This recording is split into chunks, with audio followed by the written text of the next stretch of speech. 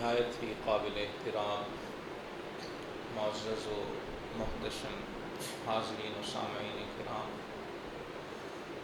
قرآن حکیم نے بندہ مومن کے لیے جن نعمتوں کا ذکر کیا ہے ان میں سے ایک بہت بڑی نعمت شرح صدر کی نعمت۔ شرح صدر کا معنی سینے کا کشادہ ہونا، اور یہ وہ نعمت عظمیٰ ہے کہ جس کی دعا اللہ کے پیارے پیغمبر جناب سیدنا موسیٰ کلیم علی نبینا وعلیہ الصلاۃ والسلام آپ نے اللہ کی بارگاہ میں عرض کی تھی، رب اشرح لی صدری، اے میرے پروردگار میرے لیے میرے سینے کو کھول۔ اور اللہ تعالیٰ کا اپنے حبیب مکرم صلی اللہ علیہ وآلہ وسلم پر یہ عظیم احسان ہے کہ جس شرح صدر کی دعا جناب موسیٰ علیہ السلام نے کی ہے، اللہ تعالیٰ نے بن مانگے وہ نعمت اپنے محبوب کو عطا فرمائی۔ قرآن حکیم کی پوری سورہ مبارکہ ہے جسے سورہ علم نشرح بھی کہتے ہیں، سورۃ الانشراح بھی کہتے ہیں۔ اسی سورہ کریمہ میں اللہ پاک نے اس احسان کا ذکر کیا، علم نشرح لک صدرک، کیا ہم نے آپ کے لیے آپ کے سینہ مبارکہ کو کھول نہیں دیا؟ سو یہ شرح صدر یہ اللہ کے احسانات میں سے ایک عظیم احسان ہے۔ سورہ انعام کی آیہ نمبر 125 میں اللہ تعالیٰ نے ارشاد فرمایا کہ اللہ پاک جس کے سینے کو فَمَن يُرِدِ اللَّهُ أَن يَهْدِيَهُ، اللہ جسے ہدایت دینا چاہتا ہے، یشرح صدرہ للاسلام، اللہ پاک اس کے سینے کو اسلام کے لیے کھول دیتا ہے، اور جسے اللہ گمراہ رکھنا چاہتا ہے اس کے سینے کو ضیقا حرجا، بالکل تنگ فرما دیتا ہے، اور وہ اسلام کے احکام کو سن کر، اسلام کی تعلیمات سے آگاہ ہو کر وہ یوں تنگی محسوس کرتا ہے کہ جیسے اسے زبردستی بلندی پہ چڑھایا جا رہا، آسمانوں پہ چڑھایا جا رہا۔ یہ دو مثالیں اللہ تعالیٰ نے اس آیہ کریمہ میں بیان فرمائی۔ مفسرین کرام فرماتے ہیں کہ جو آیت کا پہلا حصہ جس میں ارشاد فرمایا گیا کہ جسے اللہ ہدایت سے نوازنا چاہتا اس کے سینے کو اسلام کے لیے کھول دیتا، اس شرح صدر کا معنی کیا ہے؟ حضرت علامہ ابو جعفر الطبری رحمہ اللہ تعالی آپ فرماتے ہیں کہ اللہ پاک اس کے سینے کو اللہ پر ایمان کے لیے، اللہ کے رسول پر ایمان کے لیے، اور جو رسول اللہ کی بارگاہ سے ہدایت، شریعت، قانون، احکام لے کر آئے ہیں،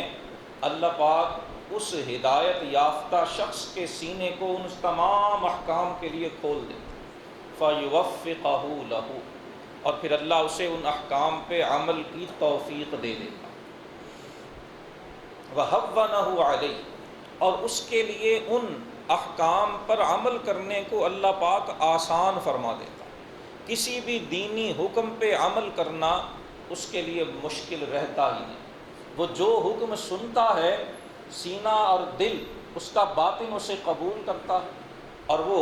دل و جان سے اللہ کے اس حکم کی تعمیل میں لگ جاتا ہے۔ یہ شرح صدر کی نشانی۔ اور جس کے سینے کو اللہ ہدایت سے محروم رکھتا، جسے اللہ پاک گمراہ فرمانا چاہتا، فرمایا اس کے دل کو اللہ اسلام کے لیے تنگ کر دیتا، ضیقا حرجا، بالکل تنگ اور بند کر دیتا، اور وہ احکام اسلامی سن کر،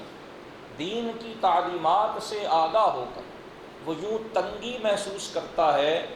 کہ جیسے فرمایا کأنما یصعد فی السماء، جیسے وہ شخص جو پہاڑی پہ، بلندی پہ، آسمانوں کی طرف چڑھ رہا ہو، جس طرح اس کا سینہ تنگ ہوتا، اسے گھٹن محسوس ہوتی،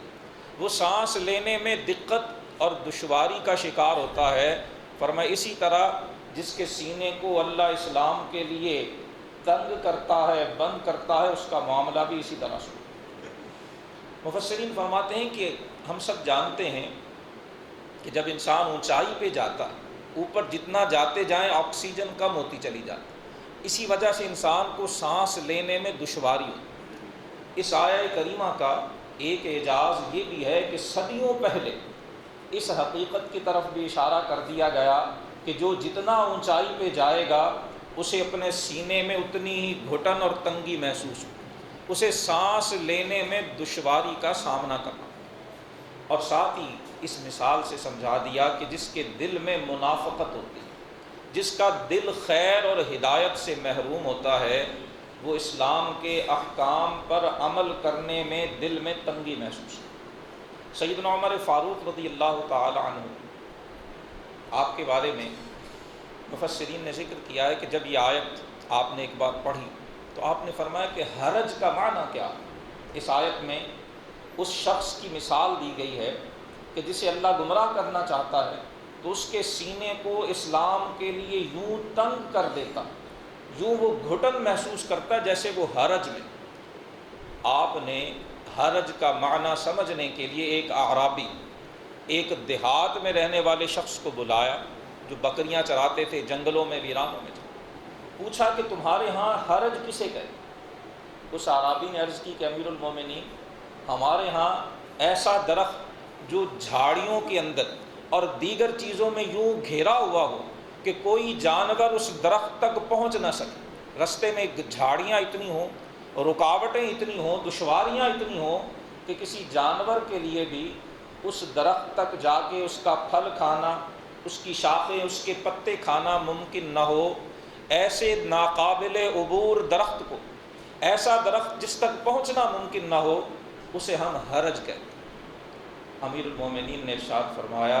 کذالک قلب المنافق۔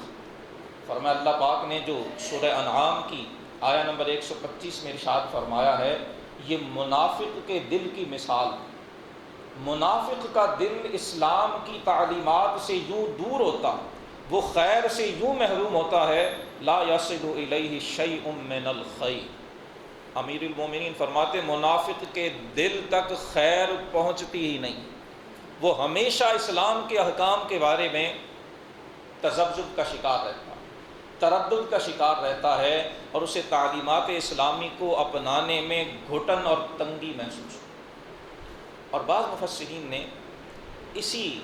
جس کے دل میں یہ تنگی ہو اسلام کے احکام کے لیے، اس کی وضاحت یوں کی ہے کہ اسے یوں سمجھ لیجئے جیسے وہ شخص شاکن او ملتبسا، جسے کسی چیز میں شک ہو، آج کی زبان میں جسے ہم ڈاؤٹ فل کہتے ہیں، کوئی شرعی حکم بیان کیا جائے، اللہ اور اللہ کے رسول کا کوئی حکم سنایا جائے، بجائے عمل کرنے، بجائے صدق دل سے ماننے اور بجائے کھلے دل سے قبول کرنے کے، وہ اس کے بارے میں شکوک و شبہات کا شکار ہو جائے۔ یہ دل کی تنگی کی مثال، اور یہ دل کے ہدایت سے اور خیر سے محروم ہونے کی مثال، اور یہ شرح صدر سے محرومی کی نشانی۔ جب شرح صدر نصیب ہوتا ہے تو اللہ پاک اسلام کے لیے دلوں کو کھول دیا۔ ایک حدیث مبارکہ میں اسی کی وضاحت فرمائی گئی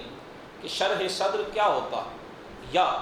اس کی نشانی کیا ہوتی ہے۔ حضرت ابو امامہ رضی اللہ تعالی عنہ، آپ فرماتے ہیں کہ ایک صاحب نے رسول اللہ صلی اللہ علیہ وسلم سے سوال کیا، یا رسول اللہ مل ایمان،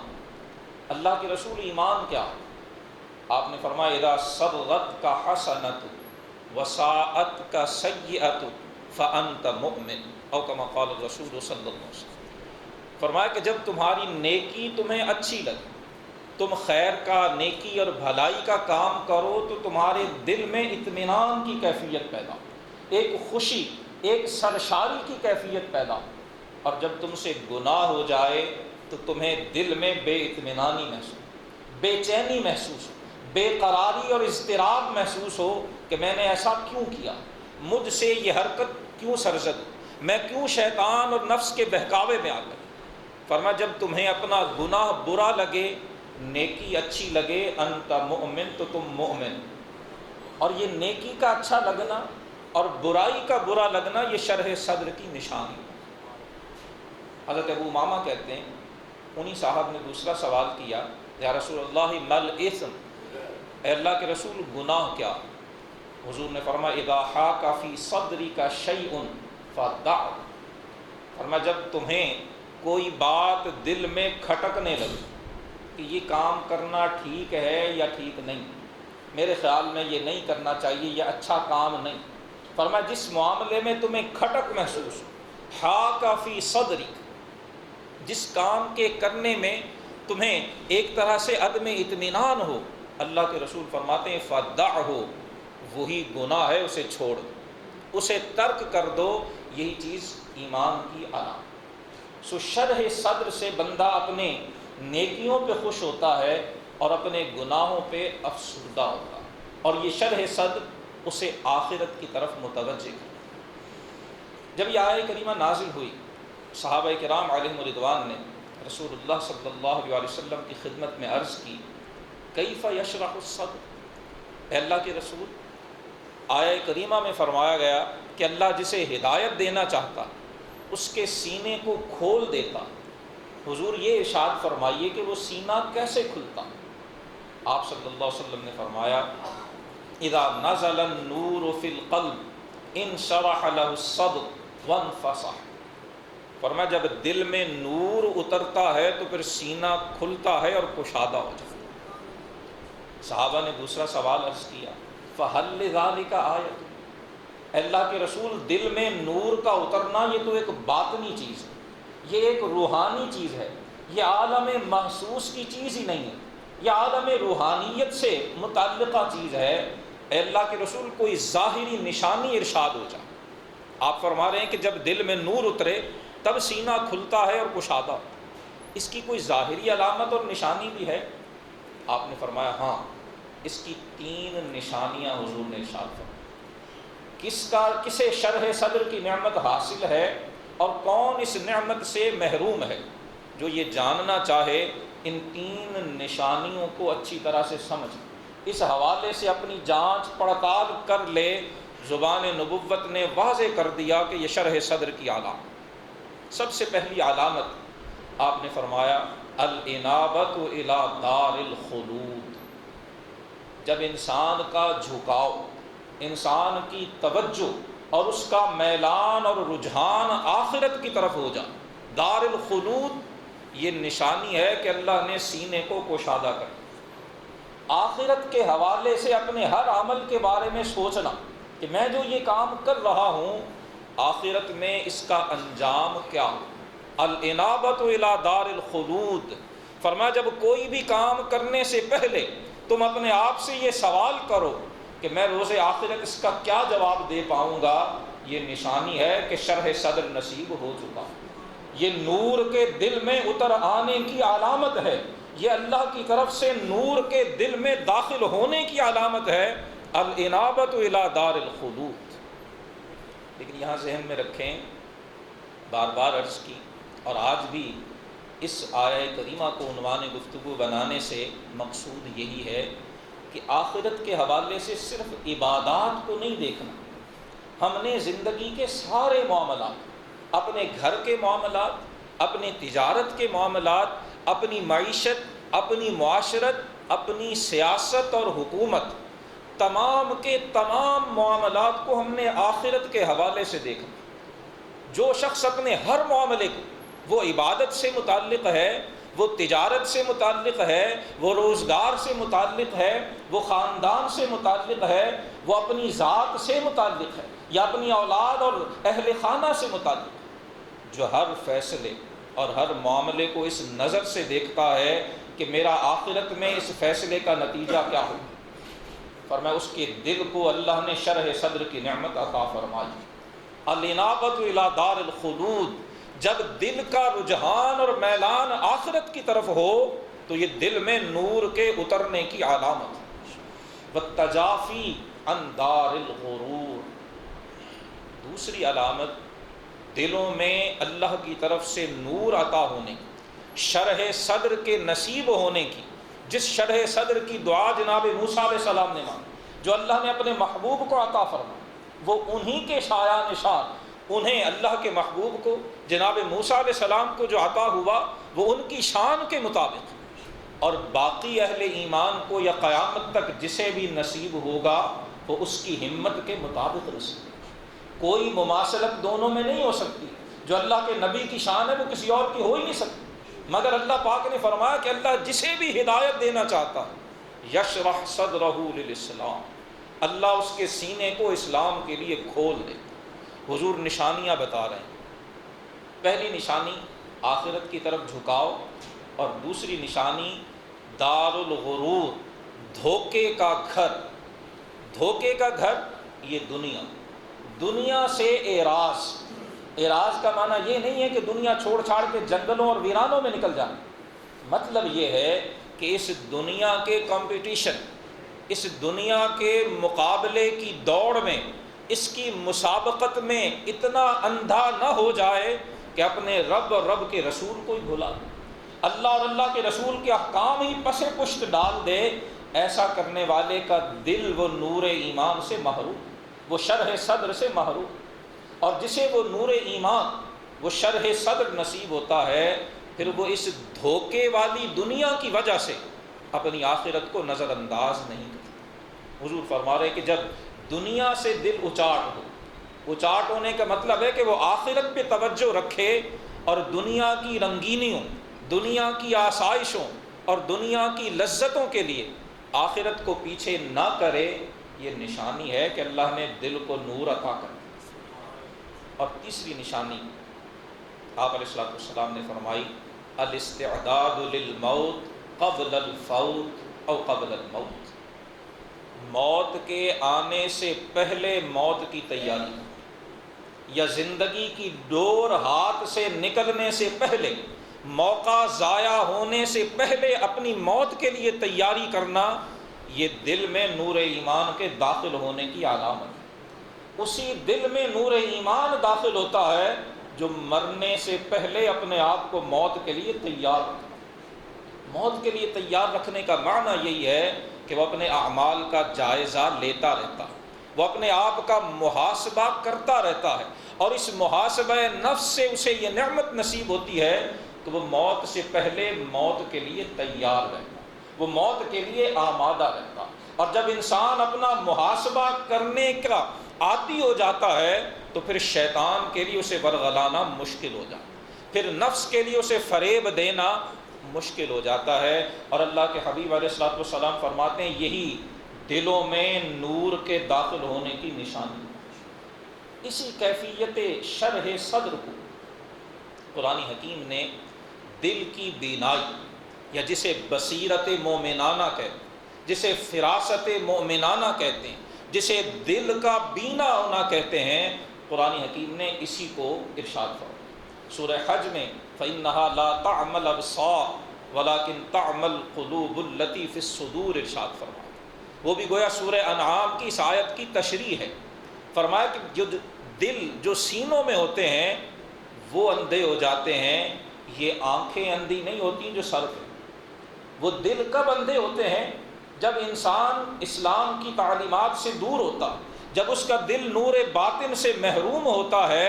اسی وقت دل نابینا اور اندھے ہوا۔ اور جب اللہ کی طرف سے دلوں میں نور آ جاتا ہے تو پھر انسان کے دل کو بینائی نصیب ہو جاتی ہے، پھر اسے شرح صدر نصیب ہو جاتی ہے، اور پھر اس کے لیے تعلیمات اسلام کو اپنانا آسان ہو جاتا ہے۔ آج جس صورتحال اور جن حالات میں ہم زندگی بسر کر رہے ہیں، ہم اپنی زندگی کے بہت سے معاملات میں شریعت مطہرہ سے بالکل دور ہو چکے ہیں، ہم شرعی احکام کو کلیتاً فراموش کرتے چلے جا رہے ہیں، الا ماشاء اللہ۔ کہیں کہیں الحمدللہ اس زمانے میں بھی ایسے لوگ ہیں جو اپنی زندگی کے ہر معاملے میں شرعی احکام پہ عمل کی کوشش کرتے ہیں۔ اس کا یہ مطلب نہیں کہ ان سے کوئی گناہ نہیں ہوتا، یا ان سے کبھی غلطی نہیں ہوتی، یا ان سے کبھی کوئی خطا صادر نہیں ہوتی ہے۔ انسان ہونے کے ناطے ایسا ہونا ممکن، لیکن وہ کوشش کرتے ہیں کہ جتنا ہو سکے احکام شرعی پہ عمل کی۔ آج جن معاملات میں ہم شریعت مطہرہ سے تجاوز کر رہے ہیں، ان میں ایک بڑا اہم معاملہ شادی اور بیاہ کا معاملہ ہے۔ ہمارے ہاں شادیوں کا سیزن جسے کہا جاتا ہے وہ تقریباً شروع ہونے والا ہے۔ میں چاہتا ہوں کہ اس سے پہلے ہم ان آیات قرآنیہ اور جو ہمارے رسوم و رواج ہم نے اپنے گلے میں ڈالے ہوئے، جو شادی اور بیاہ کے نام پر ہم حدود اللہ سے تجاوز کرتے ہیں، جمعۃ المبارک کی ان مقدس گھڑیوں میں ایک بات ٹھنڈے دل سے ہم اللہ اور اللہ کے رسول کے ارشادات سنیں، اپنے دلوں کو ٹٹولیں کہ کیا اس حوالے سے ہمیں شرح صدر حاصل ہے؟ کیا ہم اللہ اور اللہ کے رسول کے احکام پر مطمئن ہیں؟ کیا ہمارے دل اللہ اور اللہ کے رسول کے احکام کو قبول کرنے پہ آمادہ ہیں؟ اور اگر نہیں ہیں تو پھر ہم نے کوشش کرنی، اللہ سے دعا بھی مانگنی ہے اور عملی اقدام بھی کرنے کہ اللہ ہمارے دلوں کو شرح صدر عطا فرمائے اور ہم خوشی کے موقع پر شادی بیاہ کے معاملے میں اللہ کے احکام سے تجاوز، اللہ کے احکام کی بغاوت کی بجائے اس کی فرما برداری اور اطاعت کی راہ کی طرف آ سکیں۔ شادی بیاہ کے معاملے میں جو سب سے پہلا ہمارا ایک غلط طرز عمل ہے، وہ رشتے کا جو کرائیٹیریا ہمارے ہاں ہم نے بنا لیا کہ جس سے رشتہ کرنا ہے، بیٹی کا ہو یا بیٹے کا، ہم جن سے رشتہ داری کرنا چاہتے ہیں ہم وہاں ڈھونڈتے کیا اور دین ہمیں کیا سکھاتا ہے، دین کی تعلیم کیا ہے اور ہمارا طرز عمل کیا ہے۔ رسول اللہ صلی اللہ علیہ وآلہ وسلم کی حدیث مبارکہ ہے، یہ حضرت ابو ہریرہ رضی اللہ تعالی عنہ راوی ہیں، امام بخاری رحمہ اللہ نے صحیح بخاری میں اس حدیث مبارکہ کو روایت کیا۔ حضور فرماتے ہیں تنکح المرأة لأربع، فرمایا کسی عورت خاتون سے 4 چیزوں کی وجہ سے نکاح کیا جاتا ہے، لمالها ولحسنها ولجمالها ولدینها۔ فرمایا یا تو اس کے مال کی وجہ سے، اس کی دولت کی وجہ سے، یا اس کے خاندان کی وجہ سے، یا اس کی خوبصورتی کی وجہ سے، اور یا اس کے دین کی وجہ سے۔ فاظفر بذات الدین تربت یداک، او کما قال الرسول صلی اللہ علیہ وسلم۔ حضور نے فرمایا جب تم نکاح کرنے لگو تو دین دار عورت سے نکاح کرو۔ ذکر عورت کا ہے لیکن عام ہے کہ بھلے ہم اپنی بیٹی کے لیے، بہن کے لیے رشتہ ڈھونڈ رہے ہیں یا بھائی اور بیٹے کے لیے ڈھونڈ رہے ہیں، لڑکا ڈھونڈ رہے ہیں یا لڑکی ڈھونڈ رہے ہیں، دین کی تعلیم اور سب سے پہلی تعلیم یہ ہے کہ ہم نے سب سے زیادہ ترجیح دین کو دیں۔ اس کا ہرگز یہ مطلب نہیں کہ باقی چیزیں نہ دیکھی جائیں، وہ ضرور دیکھی جائیں۔ ہر شخص اپنے بیٹے اور بیٹی کے لیے اچھے سے اچھے رشتے کا طلبگار ہوتا ہے۔ اللہ پاک سب کو ان کے بیٹوں اور بیٹیوں کے لیے اچھے رشتے عطا فرمائے، لیکن یہ حدیث کریمہ ہمیں متوجہ کر رہی ہے کہ ہم نے پریورٹی کیا رکھنی، ترجیح کس کو دینی ہے۔ اللہ کے رسول نے تلقین فرمائی ہے کہ ترجیح دینی ہے تو دین کو۔ دوسری جو ہم سے غلطی ہو رہی ہے، ہم بچوں کے، بیٹیوں کے، بیٹوں کے، اولاد کے نکاح میں تاخیر کے مرتکب ہیں، بلا وجہ کی تاخیر، غیر ضروری تاخیر، اور یاد رکھ لیں یہ ہمارے دین میں جائز نہیں ہے۔ ہمارے دین نے جو ہمیں تعلیم دی ہے، سورہ انعام کی آیت پھر ذہن میں رکھنی ہے، اللہ فرماتا ہے کہ جسے اللہ ہدایت دینا چاہتا ہے اس کے سینے کو اسلام کے لیے کھول دیتا۔ شرح صدر کیا ہے کہ اسلام کے جو احکام ہیں، اسلام کی جو تعلیم ہے، ہم اسے زبان سے نہیں اپنے دل کی گہرائیوں سے تسلیم کریں۔ اللہ کے رسول صلی اللہ علیہ وسلم کے ارشاد کریم سنن ترمذی کی حدیث نمبر 171 ہے، حضرت علی ابن ابی طالب رضی اللہ تعالی عنہ وکرم اللہ وجہہ الکریم، آپ راوی ہیں اس حدیث کے، فرماتے ہیں کہ نبی کریم رؤوف الرحیم علیہ الصلاۃ والتسلیم نے مجھے ارشاد فرمایا، یا علی ثلاث لا تؤخرها، اے علی 3 چیزیں ایسی ہیں جن میں تاخیر مت کر۔ اللہ کے رسول ارشاد فرما رہے ہیں اور حضور مولا کائنات سے ارشاد فرما رہے ہیں۔ حضرت علی کا رسول اللہ صلی اللہ علیہ وسلم سے جو تعلق ہے، محبت کا، پیار کا، قربت کا، وہ ہم سب جانتے ہیں۔ اللہ کے رسول نے حضرت علی کو 3 چیزوں کی اہمیت کی طرف متوجہ کیا اور فرمایا ان میں کبھی تاخیر مت کر۔ الصلاۃ اذا آت، جب نماز کا وقت آ جائے تو اس میں تاخیر مت کر۔ والجنازۃ اذا حضرت، جب میت سامنے ہو، نماز جنازہ کے لیے تیاری ہو تو پھر اس کی ادائیگی میں تاخیر مت کر۔ والأیم اذا وجدت لها کفءا، اور فرمایا جب قابل نکاح بیٹی یا بہن کا کفء مناسب رشتہ مل جائے پھر بھی تاخیر کرتے چلے جائیں، نہیں یہ بھی ٹھیک ہے اس سے بھی بہتر ہو جائے، ہاں نہیں یہ رشتہ بھی اس سے اور بہتر ہو جائے، اور بہتر اور بہتر اور بہتر کی تلاش میں وقت گزارتے چلے جانا، تاخیر سے تاخیر کرتے چلے جانا، یہ مسلمان کا مزاج نہیں ہے، یہ ہمارے دین کا مزاج نہیں ہے، یہ ہمارے دین کی تعلیم نہیں ہے۔ دین کی تعلیم، عرض کی اللہ کے رسول صلی اللہ علیہ وسلم نے فرمایا کہ جب تمہیں بیٹی کے لیے بہن کے لیے مناسب رشتہ ملے تو لا تؤخرها، پھر اس میں تاخیر نہیں، اور اگر تاخیر کی جائے تو اس کا نقصان کیا ہوتا؟ یہ حدیث مبارکہ بھی سنن ترمذی میں ہے، حضرت ابو ہریرہ رضی اللہ تعالی عنہ اس حدیث کے راوی ہیں، فرماتے ہیں کہ نبی کریم رؤوف الرحیم علیہ الصلاۃ والتسلیم کا ارشاد کریم ہے،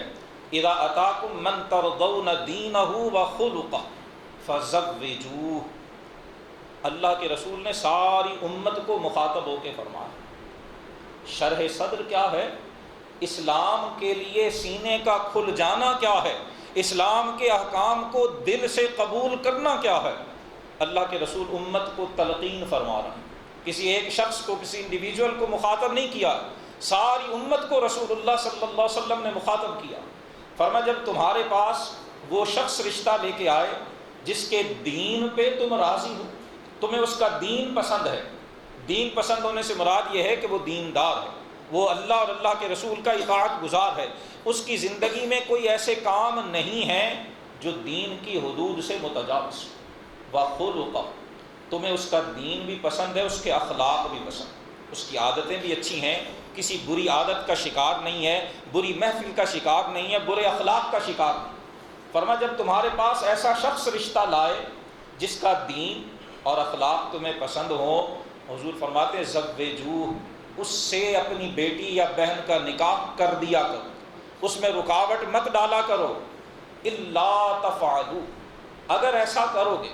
اگر رکاوٹ ڈالو گے، تکن فتنۃ فی الارض وفساد کبیر، او کما قال الرسول صلی اللہ علیہ وآلہ وسلم۔ اللہ کے رسول فرماتے ہیں اگر ایسا نہیں کرو گے، رشتہ آیا ہے، دین بھی ٹھیک ہے، اخلاق بھی ٹھیک ہے، کوئی اخلاقی برائی بھی نہیں ہے، دینی برائی بھی نہیں ہے، اس کے باوجود رشتہ نہیں کیا جاتا، حضور فرماتے پھر زمین میں فتنہ ہوگا اور بہت بڑا فساد جنم لے گا۔ اگر فتنے سے بچنا چاہتے ہو، اگر بہت بڑے فساد سے بچنا چاہتے ہو تو جب مناسب رشتہ ملے پھر اس میں تاخیر نہیں کرنی چاہیے۔ آج یہ دینی تعلیم اور یہ دینی حکم بھی ہماری نگاہوں سے اوجھل ہو رہا ہے، اس حوالے سے ہمیں اپنے رویوں کا جائزہ لینے کی ضرورت ہے، ان میں غور و فکر کرنے کی ضرورت ہے۔ آپ صلی اللہ علیہ وسلم ایک بار تشریف فرما تھے، یہ صحیح بخاری شریف کی حدیث مبارکہ ہے، ایک شخص گزرتا ہے، آپ نے صحابہ سے پوچھا ما تقولون فی ھذا، تم اس شخص کے بارے میں کیا کہتے ہو؟ صحابہ نے کہا یا رسول اللہ یہ ایسا شخص ہے حری ان خطب ان ینکح وان شفع ان یشفع وان قال ان یستمع، کہ اگر یہ کسی کے ہاں نکاح کا پیغام بھیجے تو اس کے پیغام کو قبول کیا جائے، اگر یہ کسی کی سفارش کرے تو اس کی سفارش قبول کی جائے، اگر یہ کوئی بات کہے تو اسے سنا جائے۔ آپ صلی اللہ علیہ وسلم یہ سن کر خاموش ہو گئے۔ تھوڑی دیر کے بعد مر رجل من فقراء المسلمین، جو فقراء مسلمان تھے، معاشی طور پہ کمزور مسلمان تھے، ان میں سے ایک صاحب گزرے، آپ نے پھر لوگوں سے پوچھا جو آپ کے ارد گرد بیٹھے تھے ما تقولون فی ھذا، اس کے بارے میں تم کیا کہتے؟ قالوا حری ان خطب الا ينکح وان شفع الا یشفع وان قال الا یسمع، یا رسول اللہ یہ ایسا شخص ہے اگر یہ پیغام نکاح بھیجے تو اسے قبول نہیں کیا جائے، اگر یہ سفارش کرے تو اس کی سفارش نہیں مانی جائے گی، اور اگر یہ بات کرے تو اس کی بات سنی نہیں جائے۔ حضور خود پوچھ رہے ہیں، زمانہ نبوی ہے، آپ کے ارد گرد بیٹھنے والے صحابہ ہیں، دو لوگوں کے بارے میں رسول اللہ نے سوال کیا، ایک کے بارے میں سب نے کہا کہ اس کا پیغام نکاح بھی قبول کیا جائے، سفارش بھی قبول کی جائے، بات کرے تو توجہ سے سنی جائے، اور دوسرے کے بارے میں ان تینوں باتوں کی نفی کی گئی، پیغام نکاح ہے تو قبول نہ کیا جائے، سفارش کرے تو رد کر دی جائے، بات کرے تو سننے کی بھی ضرورت نہیں۔ جب لوگوں نے یہ تاثرات دیے، فقال رسول اللہ صلی اللہ علیہ وسلم، ھذا خیر من ملء الارض مثل ھذا، پہلا گزرنے والا دولت مند تھا اور دوسرا غریب تھا۔ اللہ کے رسول نے اس غریب کی طرف اشارہ کر کے ارشاد فرمایا ھذا خیر من ملء الارض مثل ھذا، یہ جس دولت مند کے بارے میں تم نے کہا نا کہ اس کا پیغام نکاح بھی قبول کیا جائے، سفارش بھی سنی جائے، بات بھی توجہ سے دھیان سے سنی جائے، اس جیسے ساری زمین بھی اگر اس جیسے لوگوں سے بھری ہوئی ہو تو یہ تنہا ان سارے لوگوں سے بہتر ہو۔ جسے تم کہہ رہے ہو نا کہ اس کا پیغام نکاح بھی رد کیا جائے، سفارش بھی رد کی جائے، بات بھی نہ سنی جائے، نگاہ نبوت اللہ کے رسول فرما رہے ہیں یہ جو تمہاری نگاہوں میں کمتر ہے اور جسے تم برتر سمجھتے ہو، تمہارے نزدیک جو فیورٹ ہے، جو تمہارے نزدیک پسندیدہ ہے، جو تمہارا انتخاب ہے، حضور فرماتے تمہارے منتخب، تمہارے فیورٹ اور تمہارے پسندیدہ شخص سے اگر ساری دنیا بھری ہو، اس جیسے لاکھوں بھی ہوں، تو ان لاکھوں سے بھی یہ ایک اچھا اور بہتر۔ سورہ نور میں ارشاد فرمایا کہ جو تمہارے بیٹوں اور بیٹیوں میں سے قابل نکاح ہوں ان کے نکاح کر دیا کرو، ان یکونوا فقراء یغنہم اللہ من فضلہ، اگر مالی طور پر وہ کمزور ہیں اللہ اپنے فضل سے انہیں غنی کر دیں۔ مال کی کمی کو نکاح کی رکاوٹ مت بناؤ۔ جو معاشرہ اس وجہ سے نکاح روک دیتا ہے اس معاشرے میں زنا عام ہوتا ہے، اس معاشرے میں برائی عام ہوتی ہے، اس معاشرے میں خرابی عام ہوتی ہے، اس معاشرے میں تباہی اور اخلاق کی بربادی ہوتی ہے، اور اللہ کے رسول اسی بربادی سے ہمیں بچانا چاہتے ہیں۔ فرمایا الا تفعلوه تکن فتنة فی الارض وفساد کبیر، اگر قابل نکاح بچوں اور بچیوں کے نکاح وقت پہ نہیں کرو گے، رشتے مناسب آنے کے باوجود نہیں کرو گے، پاکستانی سے کیا نکاح کرنا جی، فارن نیشنلٹی ہولڈر ہو تو نکاح کیا جائے، نہیں امریکہ کی نیشنلٹی تو نہیں، یو کے کا نیشنل ہو تو پھر نکاح کیا جائے، یہ نہیں کہ ایک گاڑی تو مسئلہ ہی نہیں، گھر میں 2 گاڑیاں ہوں تو پھر نکاح کیا جائے، جی یہ مشترکہ رہائش تو نہیں، علیحدہ رہائش ہو تو، یہ وہ چھوٹی ہماری اپنی بنائی ہوئی رکاوٹیں ہیں جن کی وجہ سے ہم اولاد کا نکاح نہیں کرتے۔ اور رسول اللہ فرماتے ہیں تم جب نکاح کو روکو گے تو پھر فتنہ ہوگا اور بہت بڑا فساد۔ خدا کے لیے ان احادیث طیبہ کو کھلے دل سے سماعت کیجئے۔ فَمَن يُرِدِ اللَّهُ أَن يَهْدِيَهُ يَشْرَحْ صَدْرَهُ لِلْإِسْلَامِ، اللہ کے رسول صلی اللہ علیہ وسلم ہمیں کیا تلقین فرما رہے ہیں، کیا تعلیم دے رہے ہیں، اس کی طرف ہمیں دھیان دینے کی ضرورت۔ یہ رشتے کے حوالے سے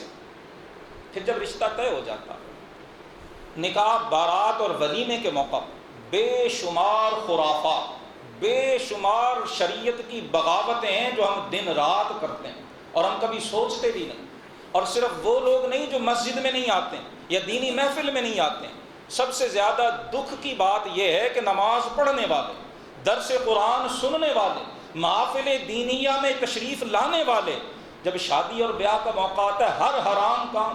ہر ناجائز کام ہم ڈنکے کی چوٹ پہ کرتے ہیں۔ یاد رکھیے جو حرام ہے وہ حرام ہے، جو ناجائز ہے وہ ناجائز ہے، جو شریعت محمدی سے بغاوت ہے وہ بغاوت ہے، وہ جب بھی جہاں بھی جس بھی موقع پر کیا جائے۔ یہی وجہ ہے کہ ہمارے رشتوں میں برکتیں نہیں رہی ہیں، ہم نے اپنی گارنٹیوں کو اہمیت دینا شروع کر دی اور خلاف شرع امور ہم شادی بیاہ کے موقع پر ہر حد سے آگے بڑھتے چلے جا رہے ہیں، ہمارے گھروں سے برکتیں ختم ہوتی چلی جا رہی ہیں، ہمارے رشتوں کی برکتیں ختم ہوتی چلی جا رہی ہیں، ہمارے گھروں کے اندر بے برکتیاں، ناچاکیاں اور جو طرح طرح کے نالائقیاں اور جھگڑے پیدا ہو رہے ہیں، ان کی بنیادی وجہ ہمارا شریعت محمدی سے بغاوت کرنا۔ آئیے جمعۃ المبارک کی ان مقدس، ان بابرکت ساعتوں میں اپنے رب کریم کو گواہ بناتے ہوئے ہم اپنے دل میں یہ عہد کریں کہ ہمارے ہاں جو اس طرح کے معاملات ہیں ہم انہیں بہتر کرنے کی کوشش کریں گے، اور جو اللہ اور اللہ کے رسول کے ارشادات ہیں ہم ان پر عمل کرنے کی کوشش کریں گے۔ آج سے اگر ہم یہ تہیہ کر لیں، اللہ ہمارے دل کو شرح صدر کی نعمت سے نوازے گا، اللہ ہمیں نور ایمان نصیب فرمائے گا جس کی روشنی میں ہمارے لیے شریعت مطہرہ پہ عمل کرنا آسان ہو جائے۔ وآخر دعوانا ان الحمد للہ رب العالمین۔